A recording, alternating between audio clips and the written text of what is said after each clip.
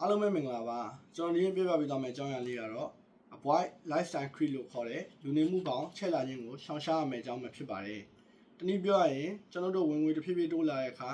သုံးစွဲမှုလည်းတစ်ဖြည်းဖြည်းတိုးလာခြင်းဖြစ်ပါတယ်ကျွန်တော်မြန်မာစကားပုံမှာရှိပါတယ်ကြားကြီးချီယာကြီးဆိုတဲ့အတိုင်းကျွန်တော်တို့ဝင်ငွေတိုးလာတဲ့များနေထိုင်နေတဲ့ပတ်ဝန်းကျင်အသုံးစရိတ်လူနေမှုစနစ်တွေကိုပြောင်းလဲလိုက်မိသွားပြီးအသုံးစရိတ်တွေလည်းလိုလျောက်တိုးလာပါတယ်အဲ့တော့ lifestyle creep ကိုထိန်းထားနိုင်ရင်နံပါတ်1ချက်အနေနဲ့စုဆောင်းနိုင်မှုနည်းလာနိုင်ပါတယ်နံပါတ်2ချက်အနေနဲ့ emergency fund လို့ခေါ်တဲ့အရေးပေါ်သုံးစရိတ်တွေလည်းခက်ခဲကြုံလာနိုင်ပါတယ်နံပါတ်3ချက်အနေနဲ့အချိန်ကြီးမှာစီးပွားရေးဖိအားလည်းကြုံလာနိုင်ပါတယ်အဲ့တော့ lifestyle creep ကိုရှောင်ရှားနိုင်မယ့်နည်းလမ်း9ခုရှိပါတယ်